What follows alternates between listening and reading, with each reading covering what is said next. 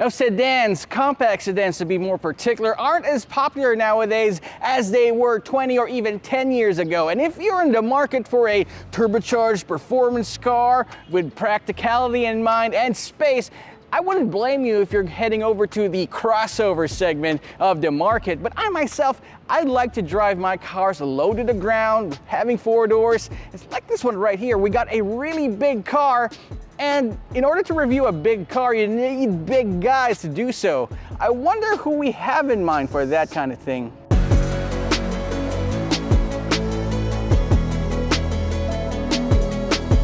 What's going on, guys? I am Nix, and I am the other big guy Roy was referring to. Welcome to ZigWheels, and this is the MG6. To start this review, we're going to go from tip to butt of the MG6. Now, this is what they call the Stargazer front grille. The more you look at it, the more you realize, yeah, it is actually a good-looking front grille. It gives this European look. And here they have the London Eye. I don't know what it means, but if you do, put on the comment section down below what the London Eye means. So whether you're driving at night or driving at low light situations, you're gonna have every advantage with full LED headlights. Now, down over here over the bumper, there is no fog light, which Roy's, slightly disappointed. I don't know why, because if you look at modern cars, they don't have fog lights anymore because of awesome headlight technology.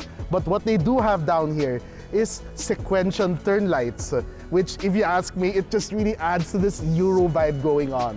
Other than that, you have this nice swooping hood going down here. It has this very nice sporty design. So now that we're done with the front, let us now go to the side. What we have here are 18-inch alloy wheels, which in this category, that's big wheels, to put on a compact car. But what's interesting is that these 18-inch wheels come with tires that are 225 millimeters wide. So if you look at other compact cars, they're like in the 190 range, so on and so forth. It being 225 means this car has more traction than most, meaning this has more control than most. Here we have a little slit over here that says performance, so I guess it's fast, I don't know. And of course, what Roy says, this must be a winner because it says here trophy. The reason why I would consider this car, not just because of its price, but because it is a fastback. You must be asking, what is a fastback? Let me show you. It's not the usual trunk where it opens from here to here. It's actually this whole panel that you see right here. If you're in the parking lot and someone sees you open the trunk, you're gonna get styling points right away. And another advantage is, if you can come up here, it has a lot of cargo space because it is a fastback. So when it comes to practicality, this is also one of the best in the segment. So you have this nice chrome styling over here that lines up with the LED tail lights. And what I like, it has this cathode look, which European brands made popular. So that's a nice touch. Now that we've checked the car from tip to butt, in terms of exterior, let's go inside and check out the interior.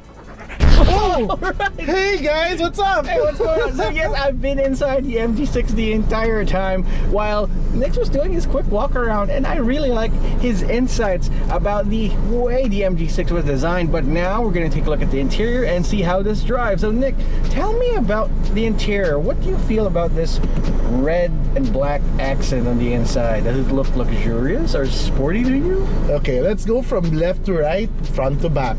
First thing I noticed was the air vents. It's a nice turbine design, which is very European, but for those who use cell phone holders that attach to the aircon vent, you might want to reconsider because I don't think it's gonna work. But in terms of design, implementation, and quality, I think it's good. And then one thing that impressed me was the gauge cluster on the MG6. Now, on the sides, you have 2 analog dials. They're half and half, and I like that the needles go inward. It's very intuitive. In the center of it all, you have my guesstimate is it's a 7-inch LCD screen. Right. But more importantly, there are different brands that put 8-inch LCDs, 7-inch LCDs, but they don't put a lot of pixel density into it. Right, just for the sake of being digital. Yeah, right. It's pretty high def. So yeah, exactly. So this one being high def, like it just blends so well together. And so the blacks are black, the whites are whites, and I love the quality they put there. But that's the thing, we have really nice elements here in the MG6, and then there are other elements here in the MG6 that could have been better. So starting off with things that they could have done better, the head unit over here. So what are the specs of this head unit? So this is an 8-inch touchscreen infotainment system with Apple CarPlay, but it does not have Android Auto, unfortunately. Yeah, and me being an Android user, that's a big ouch on my book. It's definitely a big ouch. It doesn't even have any way for you to mirror your phone on the screen, unlike any other cars out there. But hey, at least it's got Bluetooth, and it can power definitely.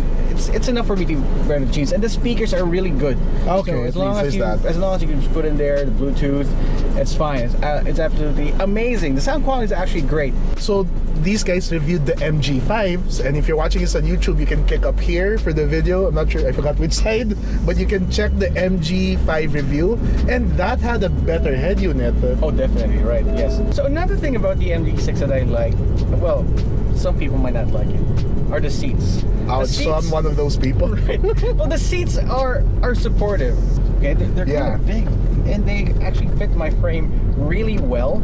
As they're aggressively bolstered. So yeah, if you're doing a little bit of aggressive driving, you can definitely do so. Now the seats here, the driver's side, they're power adjustable, but this one's manual, which I'm fine with that. Just fine. Plus, it's got this lumbar support lever right here. Yeah, so I know, I'm getting a little bit old, getting a little bit up there, and lumbar support is something that I really appreciate in cars, and I'm glad it has that. Now, tell me something about the steering wheel, though.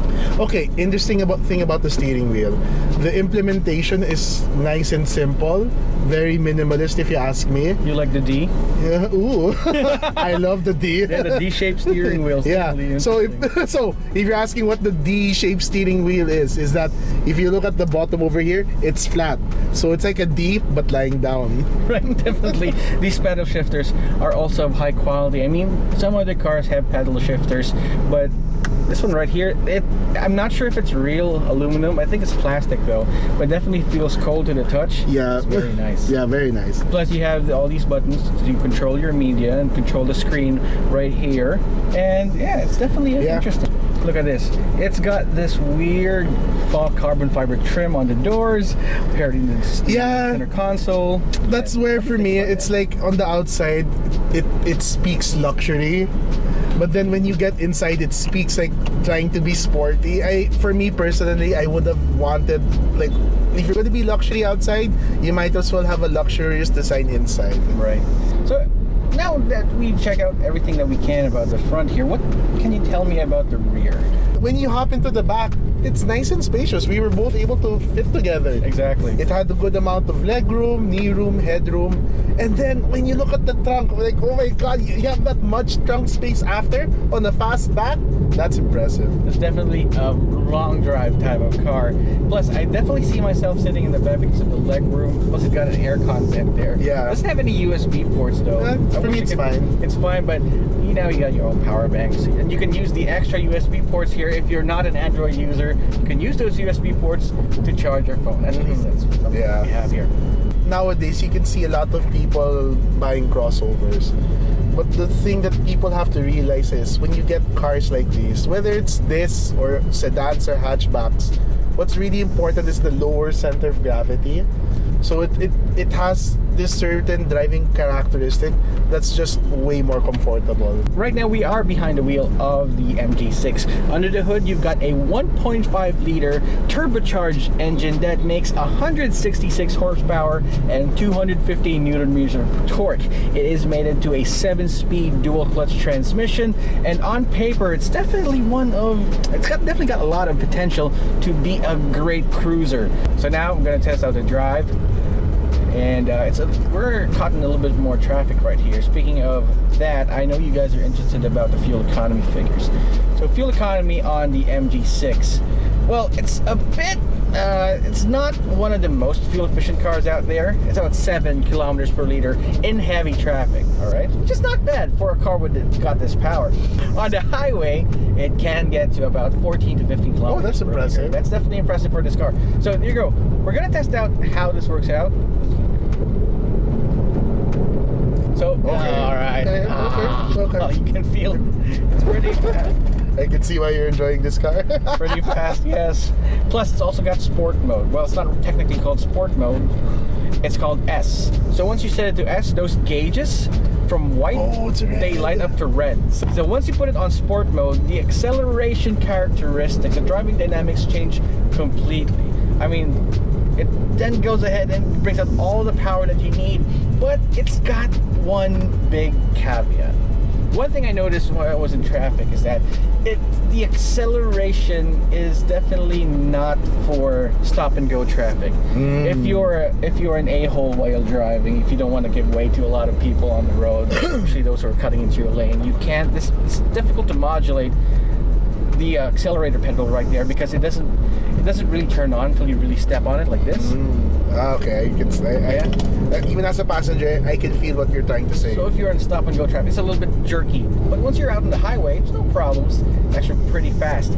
What I do like, because of those tires, it has a good amount of control. Like you feel the car mating with the road.